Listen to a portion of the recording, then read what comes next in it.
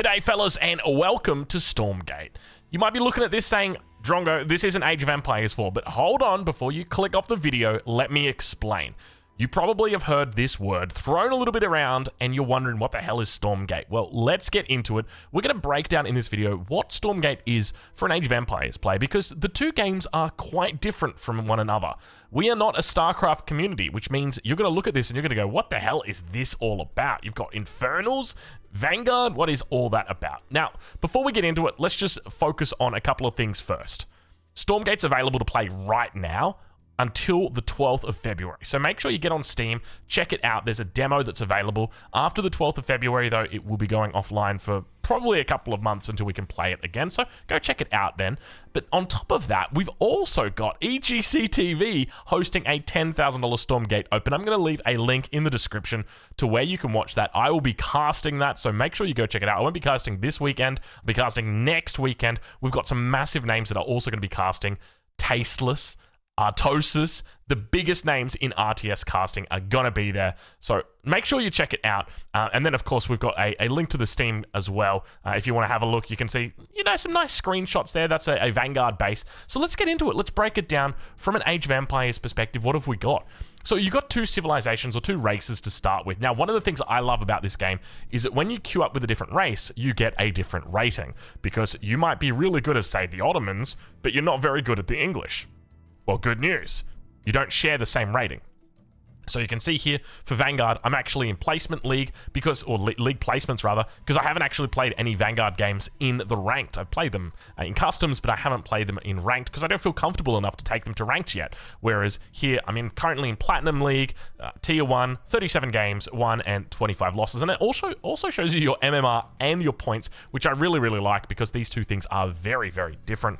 On top of that, there's also a co-op mode where you can play essentially with two other people, and it's a little bit different from the multiplayer, or I should say from the versus mode. I haven't actually played this, but I can tell you right now, this bad boy right here, he is not in the versus mode. And then finally, we're going to jump into a custom game right now. I'm going to set a private lobby up in the map that is currently for show, which is Secluded Grove. So the way that it works at the moment is they just pick one map every day, and then they get everybody to play it, just so that they can do some testing. So we're going to put an AI opponent in here, just a peaceful opponent, and I'm going to take you guys through the Infernals, who I'm really comfortable with, and then we'll dive in after to the Vanguard. We'll just talk about some basic economic stuff. So you're going to start off the game, and immediately all of your little villagers are going to move out over to the food, right? Wrong. That's not food. This right here, this is Luminite. So Luminite is this golden crystal right here, and basically the way that this works is very similar to food. You pick up the food, you drop the food off. You would be familiar with other games where there's, the concept of a streaming economy. This is not that case where you've got a streaming economy. This is just, you have to, whatever you've got in the bank, which is down here, you can see it's quite small actually. Whatever you've got in the bank is what you've got to spend.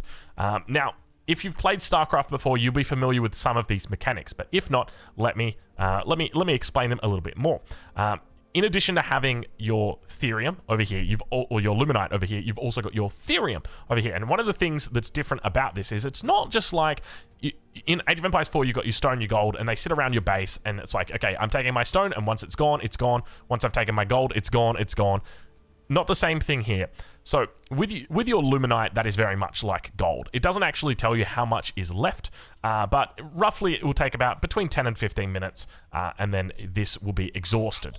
And you'll just get a little idle notification down here to indicate that. Whereas with your Therium, this is a bit different, and this is quite unique. I don't think I've ever seen this before. Basically, the way that it works is over time, it is going to increase. As you can see right here, the nodes are increasing. So you can either gather this really quickly and get all of it in now, or you can just leave it and it will continue building up. And once it builds up, it'll actually get these little nodes that are actually called enriched. And basically, they are like a faster gathering node. So there's a couple of different interesting choices that you can make throughout the game as to when you're going to be gathering stuff. So that's a really cool a cool mechanic that I actually like a fair bit. Now, there are, throughout the map, you'll see the mini-map down here, the golden icons are those Luminite. deposits that we've got around the map. And one of the things to note is that you will have these little bad boys right here. So this right here is actually Therium, but the thing is, it is locked away inside of that, and the Therium won't come out until you actually kill that. So once you've killed it, then it will start expanding like this. And then, of course, another thing to note is that it expands at a certain rate. And then we are taking that at a certain rate. So right now I've got 5 workers on it, so it's going to be expanding very, very slowly. You can see that it still technically is expanding, but we're eating away at it when it's doing that. So now you'll notice that I'm going to try and create some imps here, which are my villagers, and now I can't do it. I don't have enough supply, so I'm going to have to build a house. Except they're not called houses here. What they're called are these bad boys right here, meat farms. Meat farms, it's a unique building. I mean, all of the buildings are unique here. It's important to mention that both civilizations or both factions are asymmetric, really quite a lot. It would be like, playing as the Marlians in Age of Empires 4, and then on the other side playing like Soul Stealer from Heroes of New Earth. They're that different apart. So now that I got my meat farm out, that's going to give me a little bit more population space, so it will mean that I can start training more imps, because we just want lots and lots of villagers. Of course you do. Now, one of the things to note about Stormgate is that you get into the action pretty damn early. So when it comes to throwing down production buildings, so they've got different types of buildings. So you've got your Iron Vault here, which is probably the best way to think about it is your barracks. And then you've got, on top of that, you've got a conclave, and I guess that probably the best way to think about this is your archery range, at least initially. That's the best way for you to be thinking of it, because you start off by making units, and I'm going to try and draw comparisons with the units from Age of Empires 4, so that in your head at least you can go, okay, I kind of know what that unit does. Now it's going to take some time. I don't have any cheats enabled. We will have to wait the full minute that it takes to put these bad boys down. Can we make any other buildings in the meantime? We can make another shrine, which is your town center here. So that's one of the cool things. You don't have to be in the feudal age to build a second town center. No, sorry, Bob, you can get one of these bad boys down immediately at the start of the game. So it's quite common that you'll actually see players open with a single town center, and then they'll go and put down another town center at the very beginning of the game in some matchup. So Infernal versus Infernal, that does happen as well. So now that we are about to get down our production, we're going to just start by looking. What I might do is I might actually just upgrade everything, get it all ready, and I'll put some of these bad boys on the back burner as well. So now that we've got our Iron Vault up, we are going to produce a Man-at-Arms from our Iron Vault, also known as a Brute. So this is your standard big chunky guy, lots and lots of health on him. Also a pretty big attack as well. So maybe like a Man-at-Arms with the two-handed axe upgrade, except he's only using one hand. Now, one thing you'll notice about this unit is that he's got a white bar above his head. Now, this is one of those mechanics that's unique to this faction, the Infernals. And basically, you can see that he's got health down here. And this, as he's standing off this shroud, it's called. This, I guess you'd call it creep if you're from StarCraft, but here we're going to call it shroud. So the way that it works is it regens on the shroud. So he's on 23, now we'll go up 24, 25, 26. So basically, by staying near the shroud, you're going to increase that health pool for your Man-at-Arms. On top of that, he can also do the splits. A little bit of a gymnast, splits into 2. And now, all of a sudden, he has split into a Zergling. That is correct. We don't have an Age of Empires. What would be the Age of Empires 4 equivalent to this? I don't even know. Something really, really fast. It's not a horseman. That is for sure. Actually, you could probably think of it as a horseman because it does counter in the Circle of Life this unit right here, which is your archer. It has got a ranged attack. You can see right here. It's a cool little unit, actually. It has a bouncing attack, so it bounces to nearby units. And then on top of that, it is going to infest them. That means that whenever you attack a unit like this, it's going to infest it. It'll glow a little bit green, and say hello to your Shroud Stone right there, extending out your Shroud. It'll glow green, and then all of a sudden it will turn the Fiend, or turn the unit into a Fiend. So you've got your tri-composition here. So basically, lots of gaunts together do pretty well at kiting. So that's what you want to be doing. You want to be kiting, moving back, just like you would with your archers, your typical archers. Man-at-Arms going to be chasing you, but you're just going to be kiting him, doing all that good stuff. And then finally, he's going to get angry. He's going to split in 2, and then he's going to come kill you. It'll turn into a horseman. It's pretty cool. The Man-at-Arms can turn into horsemen. So now that we've gone up, we have upgraded to I guess you could probably say it to like upgrading we've upgraded to the feudal age. So you can upgrade your shrine, this bad boy right here. And what that's going to do is it's going to give you access to new technologies, access to new buildings. In particular, it is going to give you access. Let's get a couple more of these bad boys out over here. It is going to give you access to 2 new buildings. So these are called the Shadow Cleft and the Ritual Chamber. And they give you unique access to special unique technologies as well as unlocking units. So you can see a whole bunch of units here are not available to train, and that is because we don't have these buildings. One of those units is available here in the Twilight Spire, or Twilight Spire rather. And this is essentially your air facility. You don't really use it too much. It's got some niche uses, but you don't really need to focus on it too much. And then we've got some more late game technologies. That's basically it, the breakdown in the early game. Let's jump over. Let's go play the other faction, because I know you're probably sitting in this video 10 minutes over and you're thinking, Drongo, you've talked a whole bunch about these alien invaders. Hey, come on. You guys know I love aliens. You haven't even talked once about the human yet. All right, let's talk about the humans. So they're known as the Vanguard here.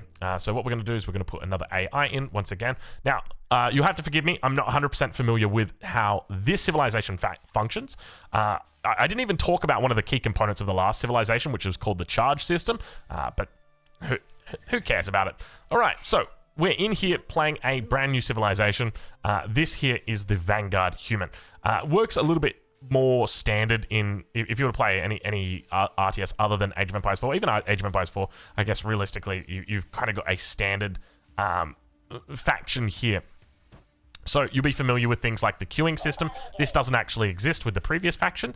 They have a charge system where basically you get a charge every 20 seconds or 30 seconds. I'm not sure how long it is. And then you can save those charges up over time, which is pretty cool. And then so from here, let's take a look at some of the buildings that we can build. We've got our command center here, or command post, which is your town center. And we can access a whole raft of new facilities. So we can start off by building a, what have we got? Is it a supply depot? No, it's a habitat, which is going to give us a little bit of supply. We can also build a barracks. One of the other things to note is, just like in Age of Empires, you can bring more bobs. These guys are called bobs. You can bring more bobs to help out the party. And they are going to be building things much faster, so we can shift queue them over.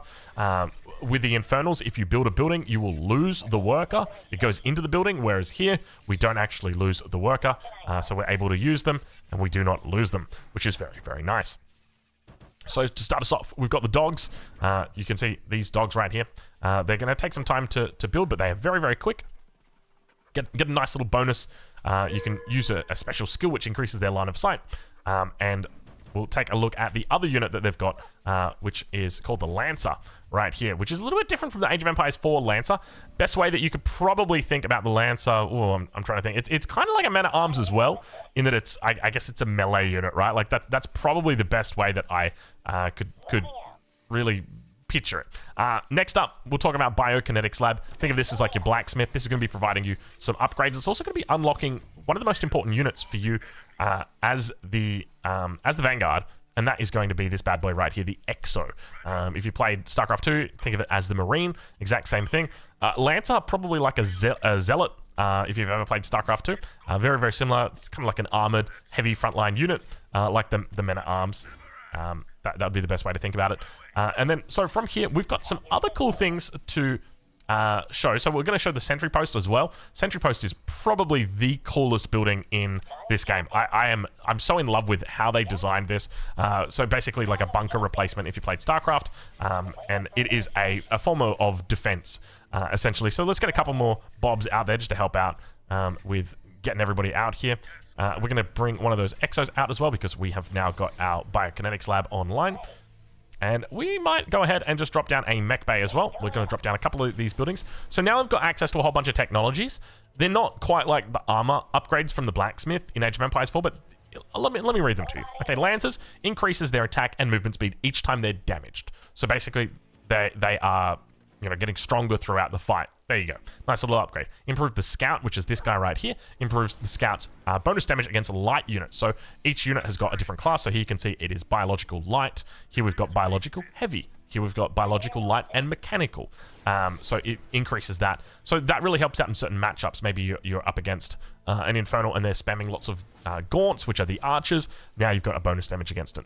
And now it grants the Exo on attack, gaining 25% bonus movement speed for 2 seconds. So another upgrade there for you that will come through. So let's move on and talk about the sentry post. One of the coolest things you will see. I love this so much. Okay, so I'm just going to start off by putting in the best one first. It is the Lancer.